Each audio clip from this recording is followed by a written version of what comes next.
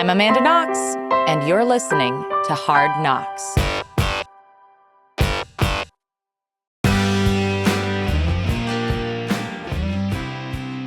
Today on Hard Knocks, I have my friend Mike Semanchik and my new friend, Scott McMahon.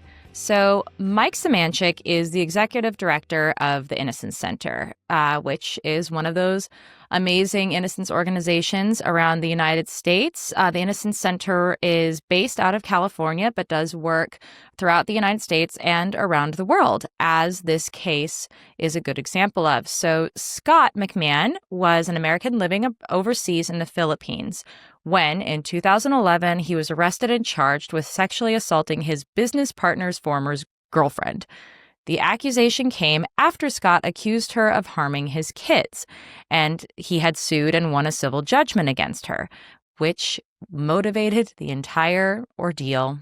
And so this is a wrongful conviction story. It talks about like what it takes to get justice done, how different the different systems around the world work, and specifically the problems within the Philippines system. And we talk a lot about also just like the cost, like what is the cost of justice and what is the value of patience. So it's a moving episode. Scott's a really tough guy, but he lost a lot. And I hope you all can, take away something from what was taken away from him. Welcome to Hard Knocks. I'm so excited. I feel like there should be full disclosure. One, I'm on the board of the Innocence Center, which worked on your case, Scott. Yep. And two, we're two Seattle homebodies. Know it. So let's just jump into it, right? All right. So, Scott, what was going on in your life before the nightmare began? I've been living in the Philippines. I've been there about 8 years already, and never had a problem none whatsoever. Why the Philippines? My uncle. So I spent a lot of time with my uncle growing up, and he been in that part of the world for 30 years. He was in Guam, then Saipan. I lived with him in Saipan. Came back to Seattle when I was about 23, started a band and did that for quite a while. Classic. Yeah, right.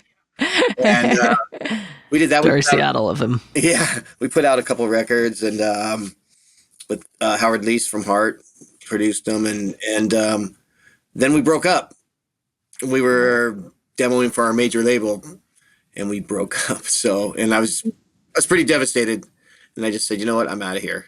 So my uncle said, why don't you come to the Philippines? I got a friend that has and you a were big like, construction what company. could go wrong? Yeah, exactly. It's like, yeah, I'm on my way. So I went. Okay. And what was your life like while you were there? It was cool. I did construction, worked project management for a company out of Manila, and it was great. We had a house, made. Life was good. Didn't have any problems. Lived in a nice subdivision until one day. I met this Belgian guy in the subdivision, and I was the only white guy in the subdivision. So then I see this guy, and I'm walking to the stores. There's little stores people take a bedroom and turn it into a store, or a garage and turn it into a store. They call it a sorry store. And so he's there drinking, and he's like, oh, hello, my friend. And I'm like, oh, hey, I'm Jan. Oh, hey, Jan, I'm Scott. He says he just lives a couple streets over. So he says, let's have a beer. I said, sure. So we have a few beers, and I see him the next day. He'll come over and, Scott, let's have more beers. And he was married to this lady, Dolores. And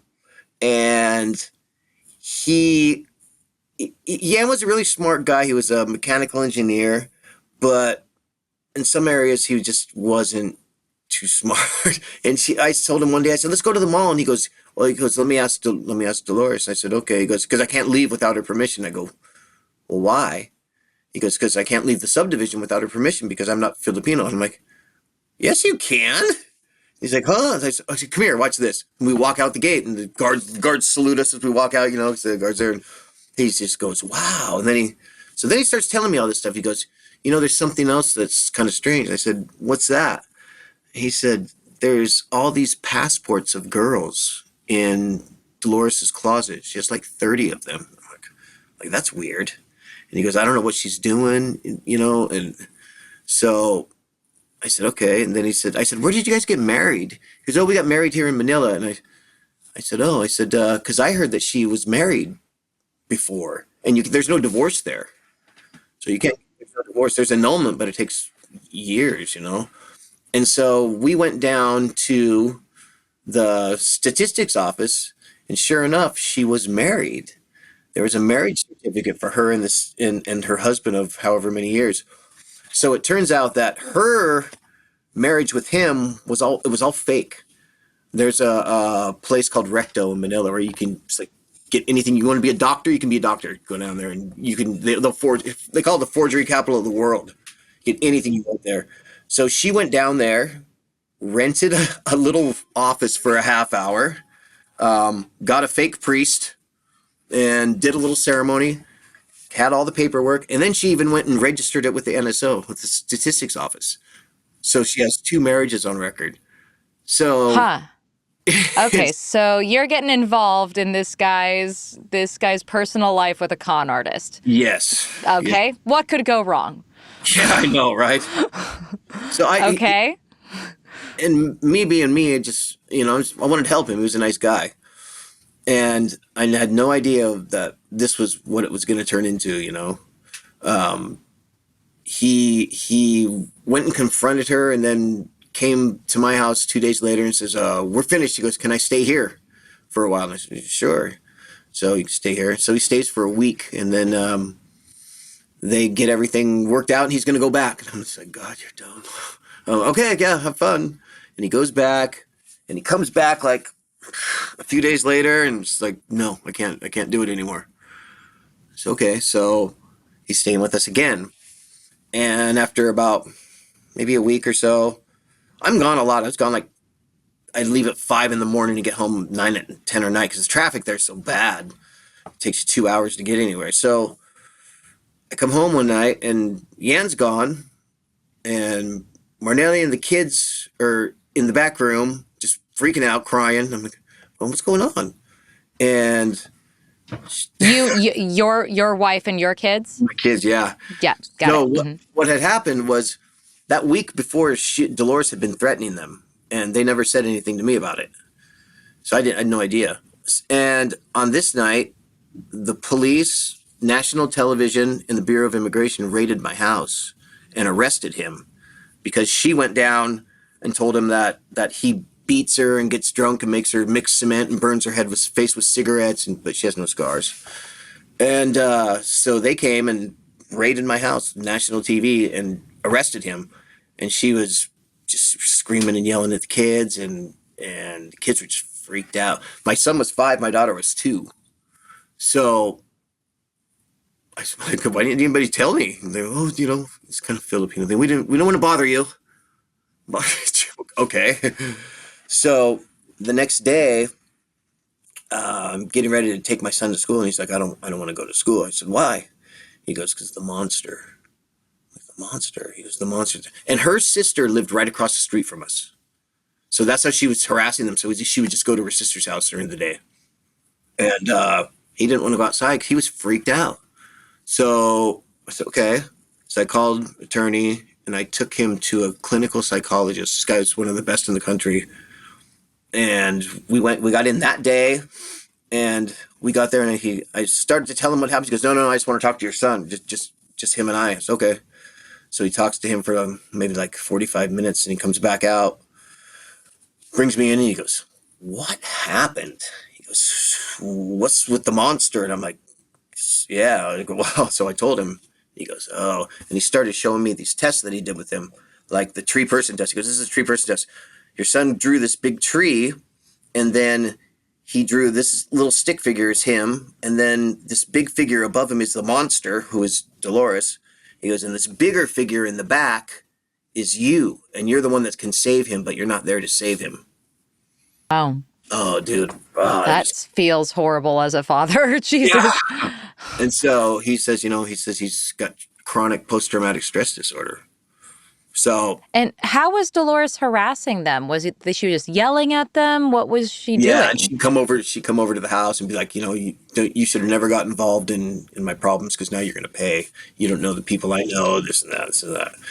And so I got the paperwork, and then I went and filed a case against her for child abuse because I figured that's what, right thing to Yeah. do. Yeah. It's like restraining order. Just get this woman away from my children. Yeah. Yeah. And they found probable cause, arrested her, and she posted bail. And then we were just waiting for the trial to start, which was like a year and a half later. And we were at the McDonald's downstairs, and the court was on the second floor. And we see her walk in, and she looks at us, and she walks out. I'm like, okay, oh, there she is. And then the doors open, and you see these bright lights, and you see a camera crew, 5 cops, and they're walking on. I looked at my wife, I was like, oh, wonder what they're looking for. And they walking more towards us, and they're like, Scott McMahon. And I'm like, yeah. Like, we have a warrant for your arrest. I said, for what? I said, we're here at court already. I said, what's the warrant for? He goes, rape. I said, and who did I rape? And there was Dolores with him. So they took me right then and there. And Okay. So like already, this woman has vengeance against you. She's a con artist. What was your immediate reaction? Were you like, this is obviously going to pan out, or were you really concerned? I figured it would all blow over in a couple of days because I figured, when we went out and they took me away, and she's standing out there and she's at the police car. She goes, "You think you can rape me?" I'm just going, I couldn't believe it was happening. So it was all kind of in slow motion, And so they take me to Camp Crame, which is the main headquarters in Manila, 2 hours away from where they should have took me. And of course they want money, Let's make a deal. And I said, I ain't giving you guys any money. I didn't have any to give them. And after a few hours, they figured I wouldn't pay, so they took me to the jail. And I figured it would just take a hearing in front of a judge, and I could just, we could tell her what happened, and then I'd be gone. I'd be out. And that did not happen that way at all. Rape is no bail, and all the lady has to do is go, "Oh, he raped me," and that's probable cause. That's considered strong evidence. So I want to pivot to you, Mike, because you were not, Scott obviously had local counsel eventually to talk, to represent him. But when you came on the case, you noticed that there was some interesting issues with the way that how they do justice in the Philippines. Can you talk to me a little bit about that? Yeah. So, to start off, with Scott being accused, there was, when it came time for like a bail motion, they didn't consider any evidence from the defense.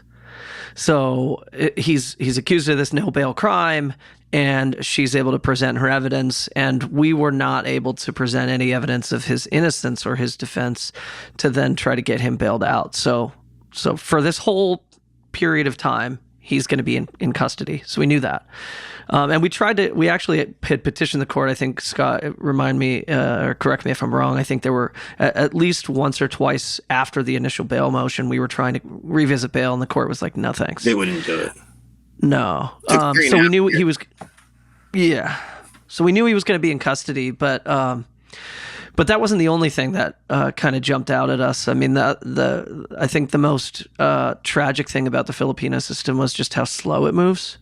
So you go to court and you get about 20 minutes to present your evidence every couple of weeks, whenever the court can fit you in. So, here in the United States, it's like the court will carve out 5 days, or, the attorneys give estimates. This is how long my trial is going to be. It's 5, 7 days, 10 days, whatever. And the court will carve out like a 2-week period for you. And you get all your evidence done. And the court, and if you have a jury, the jury makes that decision after hearing all the evidence in one big thing. In the Philippines, you have a judge. This judge will sit on your case, allocate 20 minutes every couple of weeks to hear 20 minutes of testimony. And that witness, like most of the time, you're not going to get through all of a witness's testimony in that 20 minutes. So they have to keep coming back. And, so it might take like 5 visits to go through direct, and then like 5, 6 visits to go through cross. So finally you get through like this one witness. It's been months. Right? Oh my God. And then I thought the Italian system was bad, where we had like, we would have like 1 or 2 full days a week, but then, the rest of the week is some other case. And so we would have to wait for the next week. So that's why my trial lasted a whole year. But how long did Scott's last? It was over 5 years by the time he was... Just to have the trial. Yeah. Yeah. So he was being detained for 5 years without there even being a verdict in the case. Correct. Yeah. Yeah. So his whole incarceration was pretrial detention. Can we talk about the evidence or lack thereof? What was the supposed evidence in this case on the prosecution side? Her testimony. She said it happened 6 months prior. Yeah, so we're in August when she makes the accusation. She says, yeah, Scott raped me in February of this year, 6 months ago. So that makes all kinds of problems for everybody, because it's like, well, you can't do DNA testing 6 months later. You can't go, like, how are you going to go track down witnesses that might have been across the street and heard screaming or something? Like, it makes it incredibly challenging for both sides to try to piece together a case. So essentially it's just her word against Scott's at the outset. Wild. You mentioned that you were not allowed to present any kind of evidence on the defense's side to like argue for bail or and all of that. So what ultimately were you able to obtain in terms of evidence in this case? And what did it take to obtain that evidence? We had, for bail, they wouldn't let us present any evidence, and they didn't give a decision for 3.5 years. After 3.5 years, they denied it. So, but on our side, we were gone on vacation at the time. We were 10 hours away. I was with my family. And I had the president of the subdivision knew we were gone. She didn't even live in the subdivision anymore. When she said it happened, she moved out a month prior. And we had the letter that she wrote to the homeowners association saying she was moving. We had, the water bills, there was no water or electricity. We had security guard testimony saying that she did not live there anymore because they do roving patrols. And the president of the subdivision was willing to testify. We had the vice president testify as well. We had witnesses from the province where we were at, but they wouldn't let us present any of it. For purposes of bail. For purposes of bail, right. So ultimately you were able to make that case in court, but in the meantime, again, you're sitting in a jail cell for years just trying to make this case. 900 square feet, 300 people. Oh my God, dude. 318 the day I walked out. 2 toilet bowls. 500 calorie a day diet. So if you had to have, if you didn't have, the guys that didn't have food or medicine brought in by their family or from the outside would starve to death. They were just, that's gross. They just starved to death. Nobody cares, Wow. I'm just astonished. Just the fact, can we try for a second to steel man the position of the prosecution? What were they thinking? What kind of case were they making? Was this like why was it there was this presumption of your guilt from the outset? Why was it enough for this person who clearly had, like, the courts already were aware of you filing charges against her for a different thing? Like, she had motivation to seek revenge against you. Why was none of that considered by the police and by the prosecution in this case? You know, they had a meeting. My uncle knew somebody who knew the husband of the judge, and they met with him, and he basically said that she was told to convict me. That they didn't say. I think they wanted to make an example of me. Yeah, I mean, there's a lot of interesting things happening in the Philippines at the time. So, the day that I landed, there was an arrest of an American Marine who had, I think he also was named Scott. Same as Scott too, yeah. Yeah, Yeah. So, and he was like, late at night, hooking up with someone who he believed to be a female, only to discover it was a male, and then turned around and killed the individual.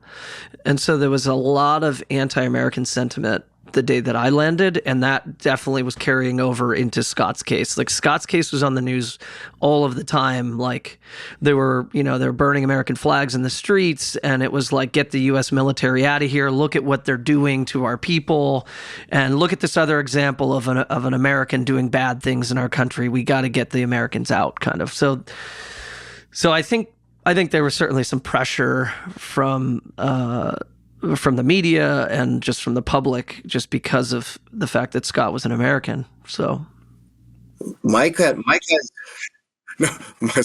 some interesting stories from when he was there. Oh yeah. Did that sort of prejudice, like, sort of cast its shadow onto you?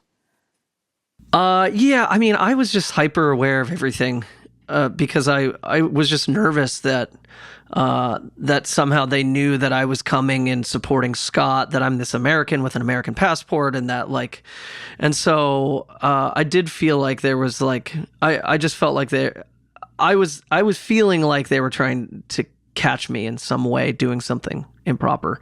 And I stayed in Makati, which is like a really nice financial district, nice part of the city, in a nice, like, a boutique hotel. Like, nice, certainly for the Filipino standards, and certainly it would have been a just fine hotel here.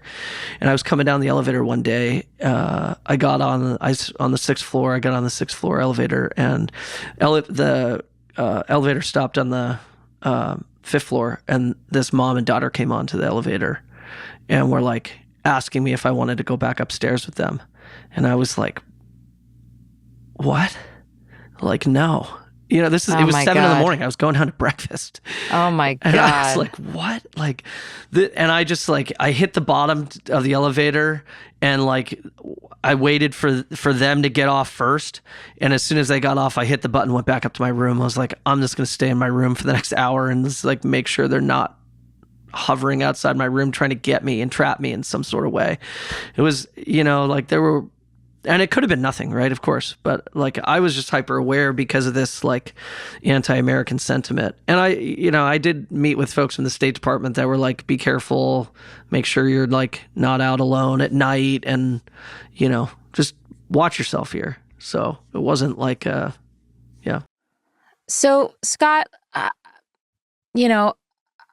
in any like situation like yours, I feel like, on the one hand, it's really reassuring that you have a super strong case for your innocence, right? Like, you have all of these witnesses that are confirming your alibi. When you actually investigate her claims, none of them stand up.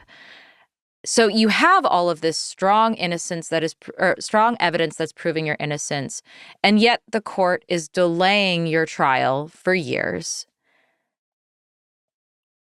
How did that shape your understanding of what justice means?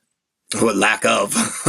It was really it was really frustrating. It was really it tore on the mental side is what tore on me, because the embassy shows up and said, okay, well, here's a list of lawyers, here's a couple magazines. Other than that, there's nothing we can do for you. And I'm like, well, wait, look at this, look at this, look at this. So I have all this evidence. And they said, sorry, we can't get involved. And I was just like, that one's like, boom, Yeah. smack to the face. I actually had the same thing when I was in Italy where, like, the embassy comes and they're like, okay, so we have to let the local legal system run its course. And it's like, it's taking forever. What are you talking about? They actually said if as long as Scott was not being treated differently because he was an American, there was nothing they could do. So even though the prison conditions were just utterly inhumane, as long as it's inhumane for everybody, they can't intervene. They had told my mom that they were like, why doesn't he just pay her? And then because I would get visits from cops like every 6 weeks, saying, pretending they want to be my buddy and they want to middleman a deal, just you pay her and then she'll drop the case against you and you drop your case against her and then you're out. And I said, no, because I couldn't do it because it's like saying I'm guilty. And the price, they started at 5 million pesos, it's $125,000. And it would slowly go down, down, down in price. And every time I was just like, no. And Mom met with someone at the State Department. They said, well, why don't you just pay? Well, for one, we didn't have the money. For two, even if we did, he's not going to do it. And they go, oh. She goes, so what are the chances now? He's going to fight it. What kind of chances he got? They go, we don't know. We haven't had anybody that's won. So she comes back. Go ahead. Well, I mean, I'm just astonished that, like, it's just the presumption is that the way you get justice in the Philippines is you just bribe people. That was just the established, like, thing. And you're like, no, this is a justice system. The truth matters. And it sounds like because you are like, you're just not willing to pay your way out of prison, that they're punishing you for that. Yeah, making it take longer. Yep. Yeah, because they would have all got paid, Were you ever tempted to just, be like, whatever, take money, I'm out of here, just get your whole family out of the Philippines, like anything like that? No, I couldn't. I just couldn't do it. I couldn't, because I knew that, if I was going to be in here and I was going to be away from my family, and I was going to be away from my kids, I had to set an example for them of some sort, and that example was that, if you're innocent, you're going to fight. So, and they didn't understand what was going on at the time. They were 5 and 2, After a few years, they figured it out. But meanwhile, you're missing their lives. Yeah, or totally. I know. And I've had people say that I just would have paid. And I said, maybe that's you. I don't know. I just couldn't do it because I wasn't guilty. I'm just hard-headed that way, and I wasn't gonna. And even though there was, for a while, I was thinking I'm going to get convicted, I still couldn't do it. I just couldn't do it. What made you think that you were going to get convicted? Just all the, they'd cancel my hearings. They wouldn't let me present evidence. Then when my uncle met the judge's husband, and they're like, yeah, sorry, that's what she's been told to. She's got to make an example of him. Even at that, I couldn't pay, and it was, and then these cops had come in, like, in about the 4th year, this one cop comes in. And they're telling me, Scott, you got to call at the gate. So I go, and there's this little police guy, and he's like, oh, buddy, like the same deal, I'm like, hey, let me guess, you're here to help me, right? He goes, yeah. He goes, yeah, man, you've been here a long time. Of course, we're doing all this in Tagalog, not English. I can speak really well. And so I'm saying, oh, yeah. And he goes, yeah, you've been here a long time, and this is going to take forever, And I go, let me guess, you want to help me? You're going to broker a deal? He goes, yeah. They call it a reglo. Then he says, you don't have to pay her any money. you just drop your case against her, and she'll drop her case against you, and then you just give something, they call it for the boys, for them, for facilitating the deal. And I go, oh. I go, okay. I go, you know what? You're right. I've been here a long time. I go, and I really miss my kids. I want to go home. Okay, I got an offer. I mean, I don't know how much to pay. He goes, well, it's up to you. You know, you just make an offer. And I said, okay. So I put my hand out the bar in front of him, and I go, 1 peso, motherfucker. Fuck you. And he was just like, Mike, did you ever think about telling Scott to just pay just to get out? You know, I was trying to put myself in his shoes and try to understand where he was. And as he was kind of describing these interactions that he was having with the police, I was thinking, like, I can understand where he's coming from. He wants to maintain his innocence and doesn't want to get pulled into the way they do business here. But hearing about the prison conditions, seeing that he had lost 25 pounds, and seeing everybody else that was in the courtroom, you know, that certainly crossed my mind, but it was certainly not something that I ever said to him, like, you should just pay the money and get the heck out of here.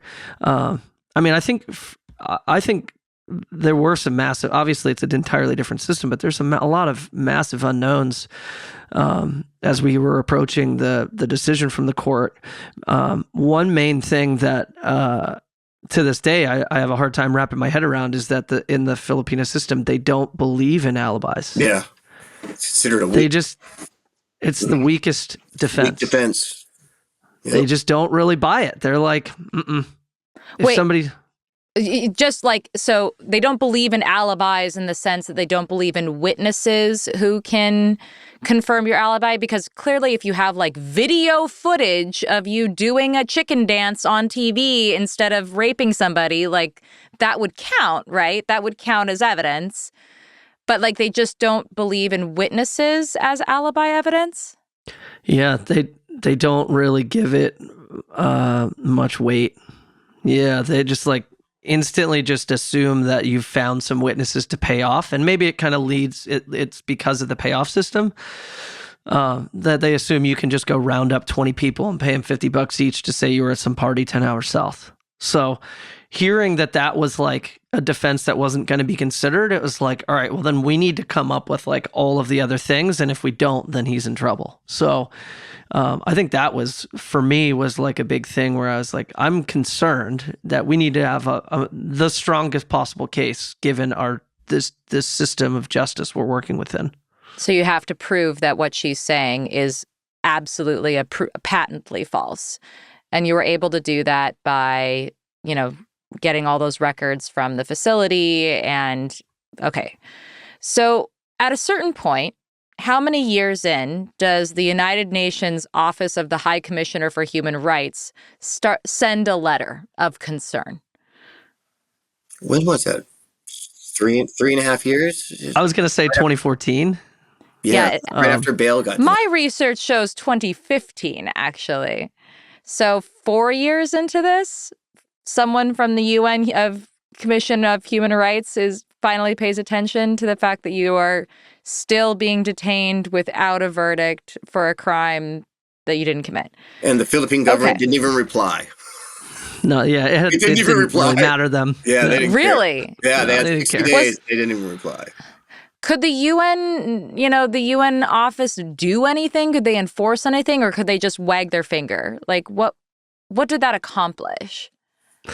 I don't think it really accomplished much. Yeah. Awareness, maybe. Yeah.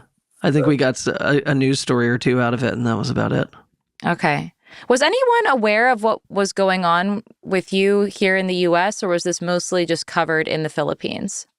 We had a couple of stories run. We had a reporter in Seattle. The Seattle Times ran a few stories. There was a news station there, Scott, in Seattle. Do you remember? Yeah, I don't remember if you... Cairo 7, Gary Horker. Cairo 7. He covered it for like 3 years. Yeah. Yeah, so we were getting like every hearing, we'd let the reporter know what had happened and try to like, get them to do more. It wasn't really helping and wasn't moving the needle with the State Department. That never changed.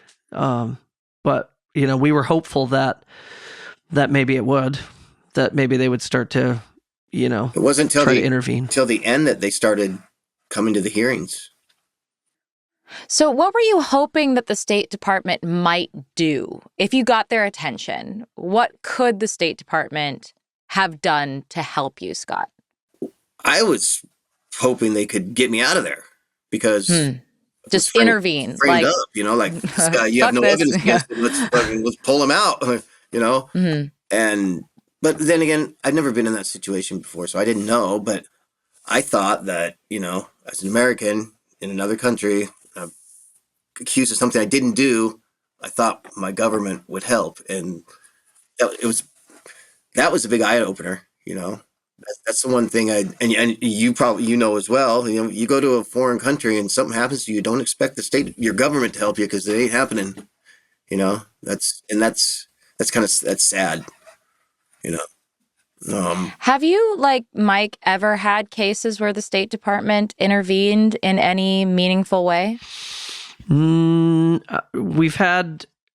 I remember John Kerry actually taking a meeting once on a case and thinking like, wow, that's cool that like the top official has been willing to lend an ear and hear what's going on. Things have changed actually since Scott's case a little bit. There's this part of the State Department that's actually they're directly interacting with the president called SPIHA. And SPIHA essentially conducts these it's like they're like hostage negotiators. And mainly what they're getting involved in is cases in countries that where an American might just be picked up and used as like leverage. And so SPIHA can get involved and say like, well, we have these Russians over here and you have our Americans in Russia. So like we can broker a deal. Right. But is that like the Brittany Garner situation? That's it, exactly. Yeah. But SPIHA doesn't, so I've talked to them since they came on board, and SPIHA doesn't have money to actually assist in the defense of these individuals. The Congress has never allocated funds to support innocent Americans abroad, which is something that I was interested in. I was like, look, if you guys have funds, I'll go and support local counsel on the ground to like prevent the wrongful conviction from happening in the first place, or to like help in the post-conviction setting like we usually do here in the US.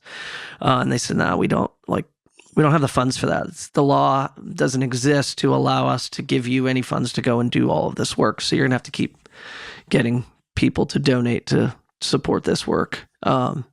So that's the current state. I mean, it is slightly better, I guess, because you could be part of a broker deal in like a hostage negotiation, like a trade.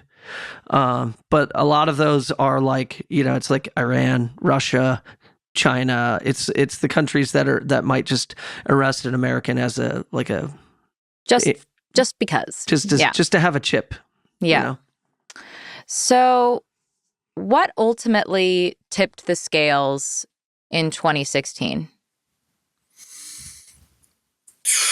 You know what? That's a great question, because we were finally able to get this trial to a close. They had changed the prosecutor, and the prosecutor retired in the middle of your exceedingly long trial.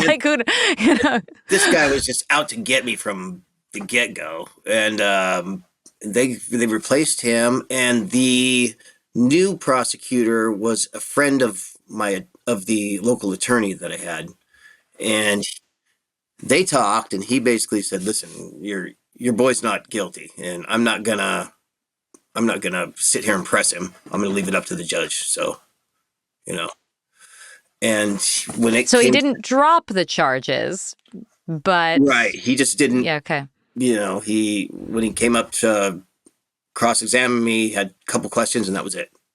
And he says, "I'm just gonna leave it in the judge's hands."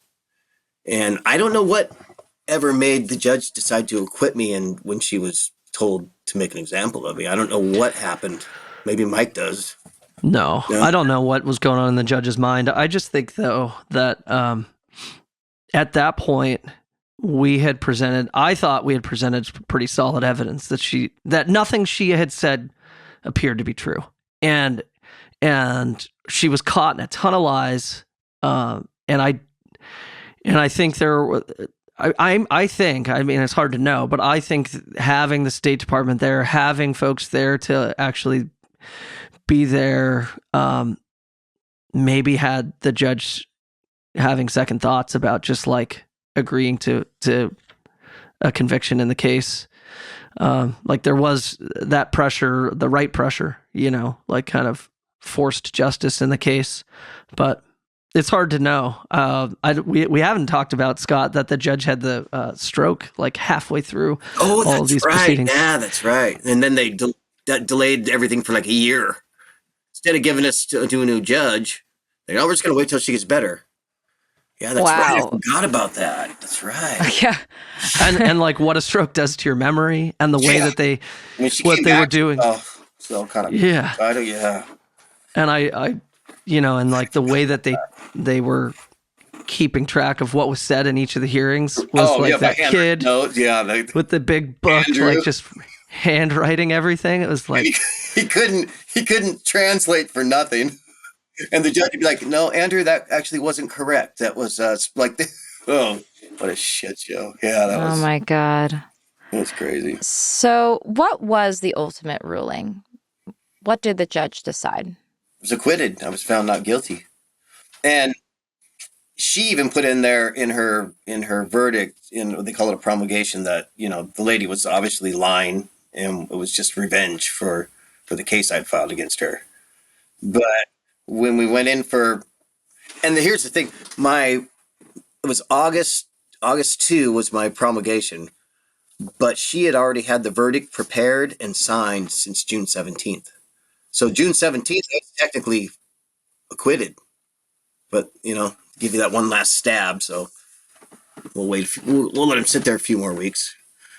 And we went in, and there was nobody in the courtroom. It was just me and a few people from the State Department, my lawyers, the prosecutor. And she comes out and she says, "Okay, can you have your client stand up?" And he goes, "Whatever happens, you tell the judge thank you." I go, "If she quits me, you want me to tell her thank you?" He goes, "Yes." I go, "No way." And so I just stand up there, and I'm standing there, and she goes, "Andrew, go to page 8 and start reading." It's like a 19-page thing. And he's reading, and I'm just standing there, and like memories from my childhood, everything just going through my head. I'm not really there, but I am, And all of a sudden I hear this, "Not guilty." And I'm like, what? Whoa. And then I start paying attention again. And boom. You were having like a life flashing before your eyes kind of moment because you were expecting the worst? I didn't know what to expect, I was expecting. I was 50-50. I knew it was 50-50. So I was thinking about everything was going, I'm standing up there, I'm going, "God, you're an idiot. Why didn't you just pay to get out of here, but your kids, everything." And then you're like, no, I'm doing the right thing. And and just, it's like I was in a dream, I think, and then I heard so the not here's guilty. my question. Here's my question for you though, Scott. So like in that moment, you are questioning whether or not standing up for your principles, "I'm an innocent man," was the right move. And because, in a way that cost you over 5 years of your life. Was it worth it? It was, because I can look at my kids and go, you know what? I didn't wimp out. I did the right thing. And they know I did the right thing. It's just everybody's different, a lot of people probably would have paid to get out. I just couldn't do it. I didn't want my kids to see me like that. Like, wow, my dad got out because he paid. I wanted them to go, "Man, my dad got out because he was innocent." And it was just a big thing for me. So, and so, they say, "Well, would you do it again?" And I said, "You know what?" I said, maybe if more people would stand up to people like that and not pay, after a while, they're gonna quit. They're gonna quit trying to get you to pay because they know people aren't gonna pay. But as long as they know you're gonna pay, they're gonna keep doing it. So someone's gotta start it, so figured why not Yeah. do me. I have a question for the both of you, and it's about patience. Because in your specific case, Scott, it took an absurdly long time for something that was very clear from the very beginning to be resolved. But also, Mike, like, you work in this field, and here in the US, it takes years, if not decades, of working on cases to free innocent people. What do you think about patience? And is it a value? What has it taught you? Or is it just torture? I mean, it does take years and years. And I think what it's taught me is that the only way to get anything to happen in any of the cases in the US, and I think in Scott's case too, is you just have to be tenacious. Like, while patient, you kind of just have to keep going and be that, like, squeaky wheel a lot of times, and that person that's gonna commit to keep digging. Otherwise it's not gonna go well for you. But it's certainly a challenge. I think it might be easier if there was only one case. If I had one case. If I had Scott's case and Scott's case only, and I was like, whatever, I'm going to move to the Philippines. We're going to do this one case. We're going to do it right. And I'm going to be there the whole time. And it's like, we're just going to move this through, and we're going to, like, this is going to, but that's not reality. The reality is there's like 1,000 cases. So yeah, I don't know. Patience is a requirement, I think, in these types of cases.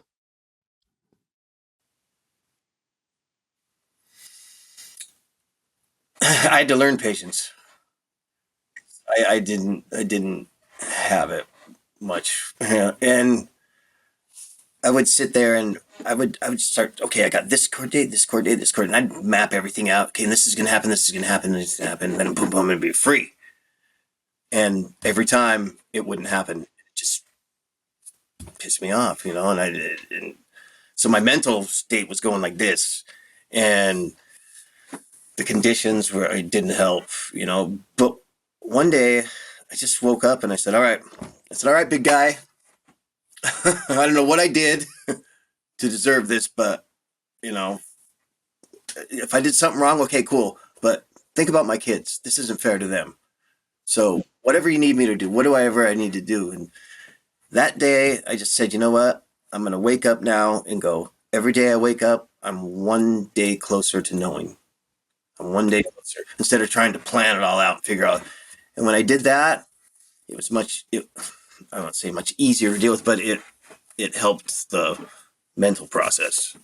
So I just took baby steps, Every day I wake up, I'm like, okay, I'm one day closer, one day closer. How long did it take you to get to do that mind switch? Because 3 years. Like, how many times? Yeah, 3 years. Gosh, you're stubborn, dude. I know. I know. How old were you when this happened? 40. I was 40 when I went in. You're 40. Okay, so you had some years behind you to get super stubborn. Yeah. For sure. Okay. There's a little crotchetiness to that, I hear. Oh my gosh. I mean, I think you're right. Like, you really make a compelling argument about motive. Like, how do we stand up for an ideal justice world? And, like, it's not fair that someone can just accuse you, just lie out of their teeth, and then you have to buy your way out of that predicament. Like, if anything, someone committed a crime against you, and you have to buy your that's not a world we want to live in. And so in a way, you're right. Like, the only way to not live in a world like that is to not give in, to not be bullied. But God damn it, what a price. Yeah, it was pretty pervasive throughout Scott's case too. Like, we haven't even talked about all of them, but like the camera crew that came, like, she had some tie-in to like the news or something. So she paid the camera crew to show up that day. And then like the Bureau of Immigration was the police force that came to make the arrest. And like, this wasn't an immigration case. This was a rape case. But again, that was like, she paid people to come and make this arrest and make this whole stink of it. And so it's like, all of it, the whole system is all based on like, how much money do you have to make a thing happen? Remember when I got out? So I got out. 2 days later, my attorney calls me. I was at my uncle's house. He goes, "What are you doing?" And I said, "Oh, I'm going to take the kids. We're going to go up to the mall," because I hadn't seen the kids in like a year. The last year and 2 months, they were back to the province. So he goes, "No, you're not." And I'm like, "Huh?" I'm like, "Oh, shit." And he goes, "Listen," because I have a former student that works for the Bureau of Immigration. Your working visa expired while you were in prison. He goes, and they want $10,000, and they know where you are, and they're on their way there to get you now. Get out of there. Get your wife and kids out of there. Da, da, da. And I'm just going. So my uncle had another house about a half hour away, and I went there, and we would get updated. Every time when they would find out where I was, they would call me because we would pay his former student. And that went on for a month. Why didn't you just leave immediately? Like, was that just too hard? Yeah, it was too hard. I was blacklisted. They would have got me. Wait, blacklisted? I mean, or what was it? What do they call it? You didn't have the proper visa paperwork to leave, right? Like, if you would have left there, right? And I didn't have my passport. Immigration authorities, right? They would have just arrested him there at the airport. So that was like another thing that that we were trying to figure out was like, is this another one of those cases where we have to like sneak him out of the country in some weird cargo plane? Yeah, like go find some ex-CIA agents who want to like keep doing their old job and sneak him out. That was like but also like, just like what an impossible situation you were put in. Like at every turn, someone is trying to extort whatever money they can get out of you, because you're at the mercy of the court system at that point. We did end up paying $1,000 because that's what the visa extensions would have cost, So, but yeah. Okay, so at what point did you realize that you did need to, like, at what point in your imprisonment did you realize that you needed to get the hell out of the Philippines as soon as humanly possible? As soon as I got, I told them when I got out, I got it. But, it was weird because when I was acquitted and I got back to the jail and they said, okay, you're going to be out of here in 2 hours, get your stuff ready. And I was talking with the gang leader, because his gang ran the inside there. And so him and I got to be pretty good friends. And I told him, I was like, I go, why don't I just stay one more night? And then I'll leave tomorrow and we'll just, we can hang out, and he's like, you're fucking crazy. Get out of here, But I was institutional. I was scared to go out. I fought all this time to get out. The time came to get out and I was scared. I don't know why. I think I was just institutionalized. I think I was scared to walk out. I don't know. Everything. And it was a weird thing to come to grips with because you're fighting the whole time. I'm going to get out of here. Time comes to get out and you're going like, I'll just stay a little bit longer. It's okay. And, to realize that you're scared to leave. It was wild. Was it the relationships that you were going to leave behind, or was it the responsibilities that you were going to take on in the free world? Like, what was it that held you back? I think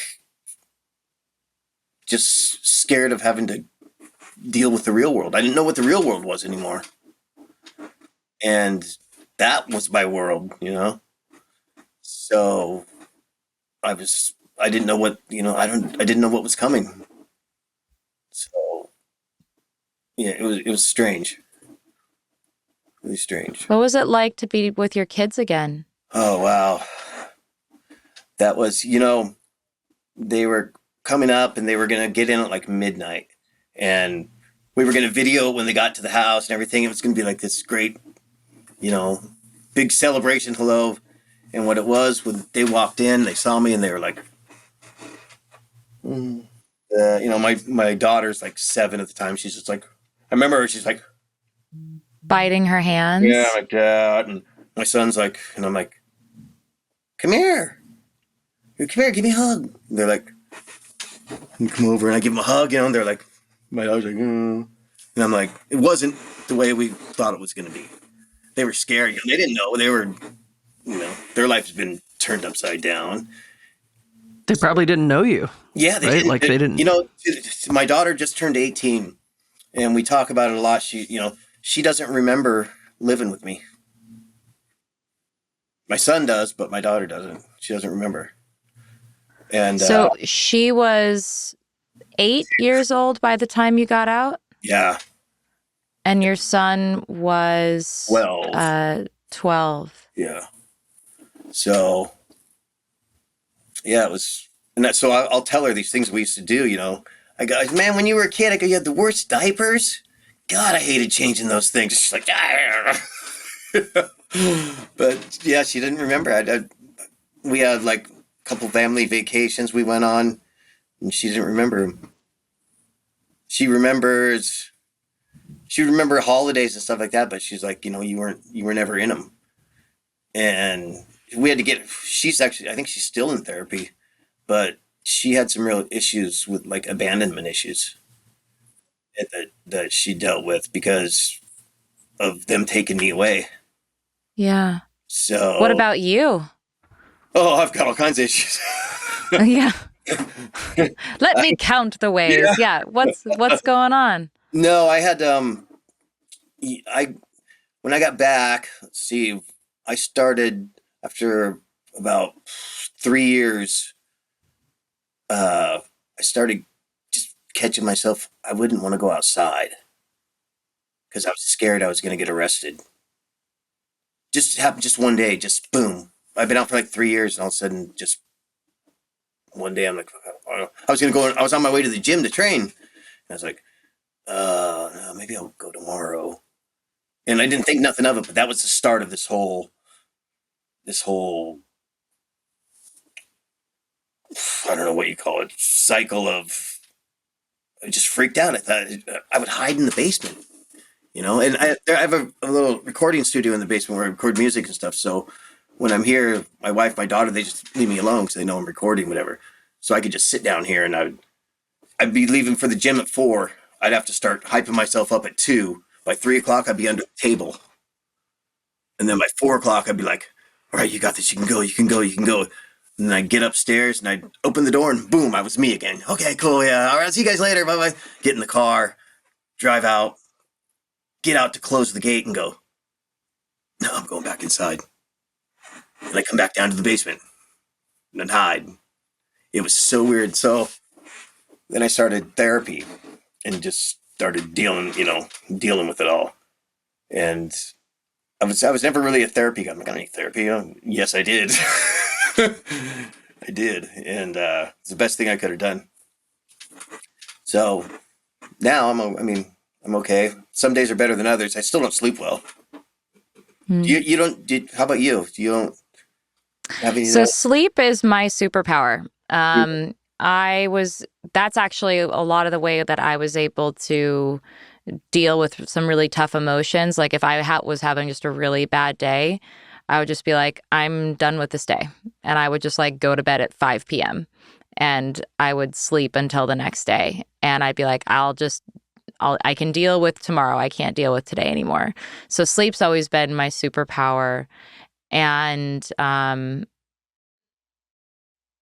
But I do I understand that feeling of for me, I wasn't afraid that I was going to get arrested again in the US, but what would happen, and this happened for a really long time, is I would be walking down the street in Seattle.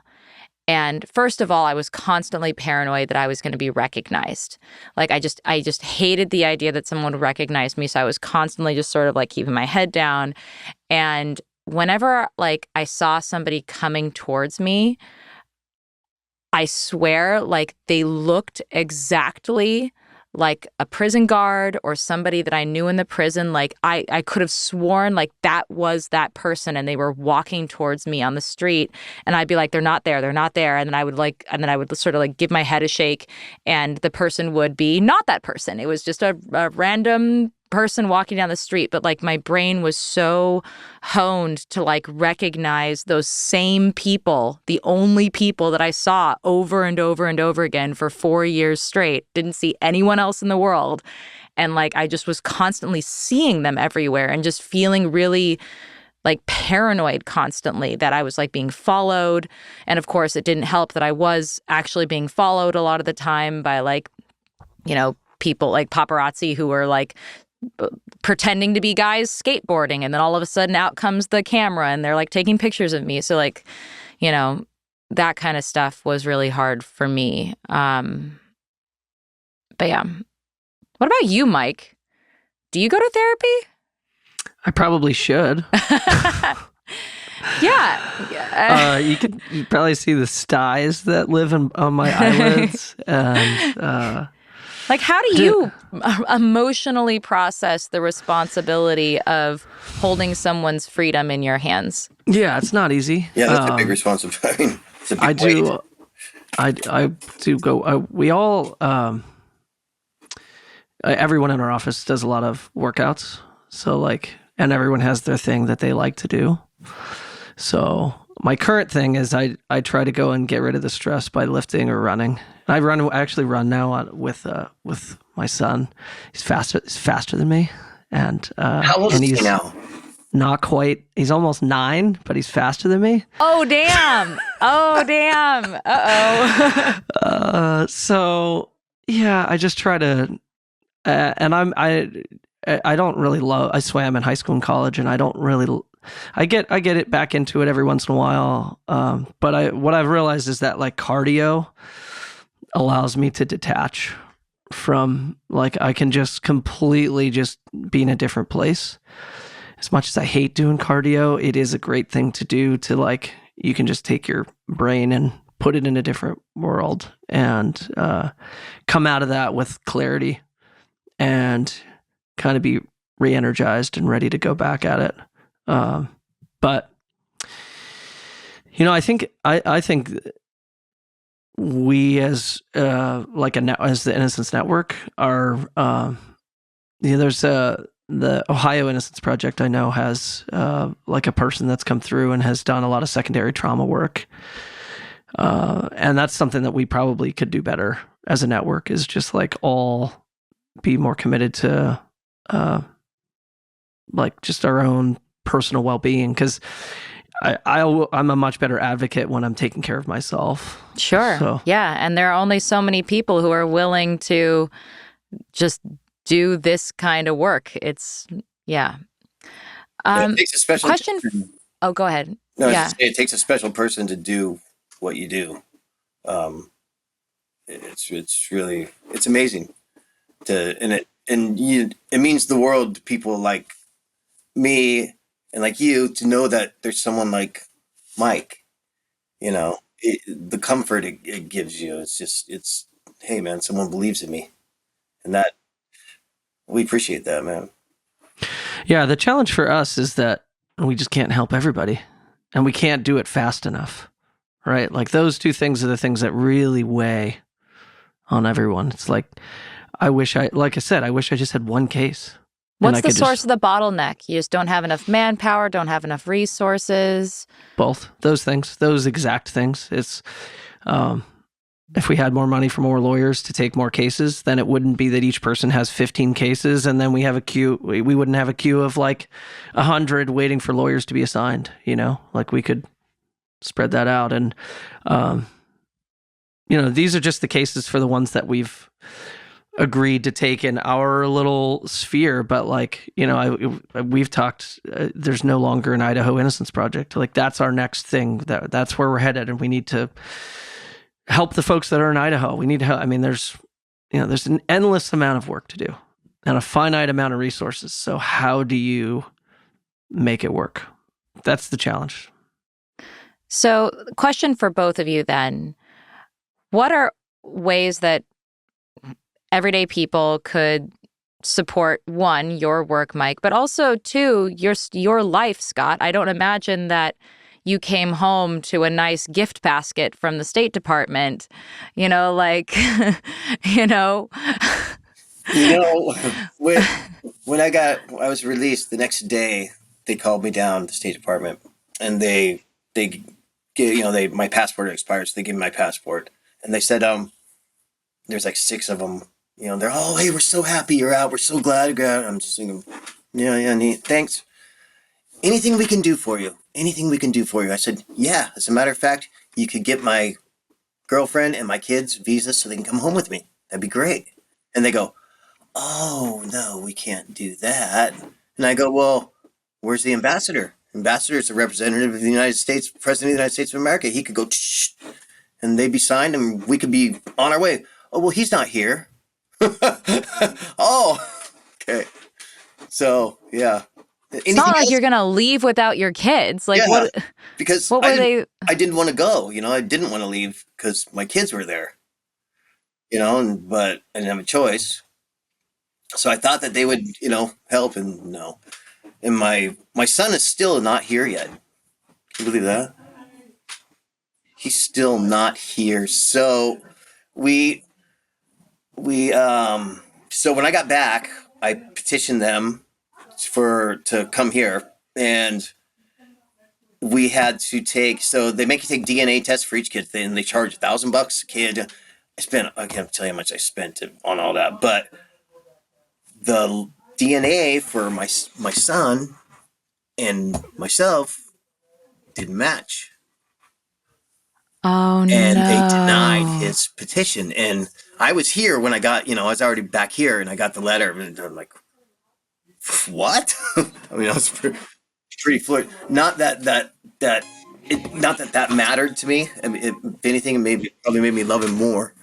But I knew that it was going to be a whole nother hurdle to get him over here. So I had to hire an attorney, and we filed a petition to bring him here as my stepchild. And we had to prove that, I was the only father he ever knew, and the mother abandoned him. And, he lives with my wife's parents down in the province, and it was just a big shit show. And now, 3 days ago, got all of his documentary documents that the State Department wants, the NBC wants. They accepted them. Oh, my God. Whoa. Yeah. So now, congratulations. Oh, my God. And so now he'll have his interview at the embassy with 6 weeks to 6 months, is what they said. Wow. So hopefully in 6 months he's 21 now. Wow. Yeah. He's 21. Wow. How long has it been since you've seen him? 10 years.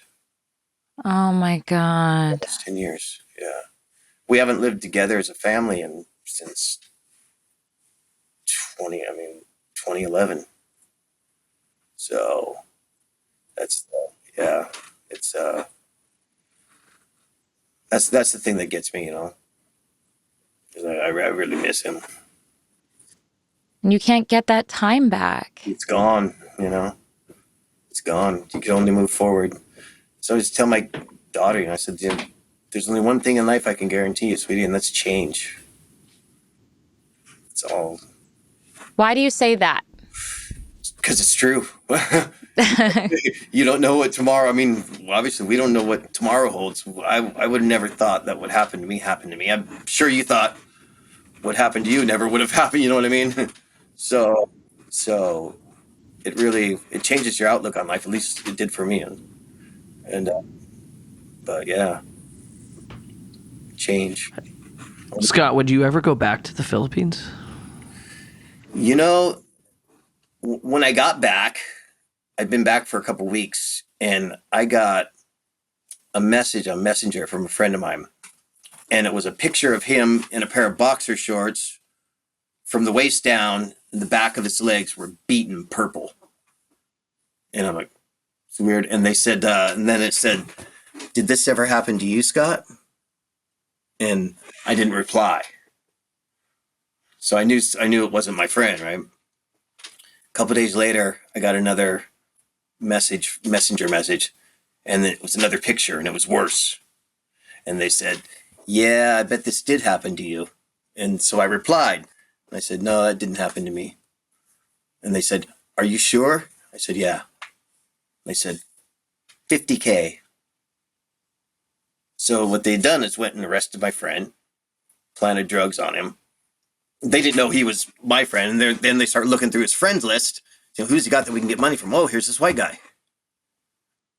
Do a little research. Oh, wow, it's Scott McMahon. Okay.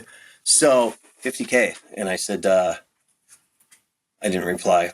And then the phone rang, and I answered the phone, and it was my friend, and man, he was in pain, dude. He was like, "Bro," he's like, "Please help me, please," you know. And I'm like, hello, pretend like I couldn't hear him. Hello, and I just hung up because I knew if I paid $50K, which would have been $1,000, they would have kept beating him, and then they said, "Oh, that's not enough. We want $100K." You know, it would have went on and on. So the best thing I could have done for him was what I did. He got beat again, but they let him go after that. Wow. So That is brutal. yeah. So a big no, then I'm hearing. Yeah. A big no, thank you. Then they said something. They were saying something. I'm like, you know what? Screw you guys, you know. And they're like, if you ever come back to the Philippines, you're dead. That's what they said. And I said, well, you guys had 5.5 years to figure it out. You know where I was, you know. And someone asked me, they said you're dead. If you went back there, do you believe him? I go, hell yeah. I do believe him. So yeah, I don't think I'll be going back. Well, thank you so much, both of you, for sharing your story with me, Scott. I wish I could talk more, but I actually have to run. I'm late for my next meeting. So I'm going to salute you, sir. We should see each other since you are not far away from me. Yes, let's do that. So Seriously, that would be nice. Yeah. Okay.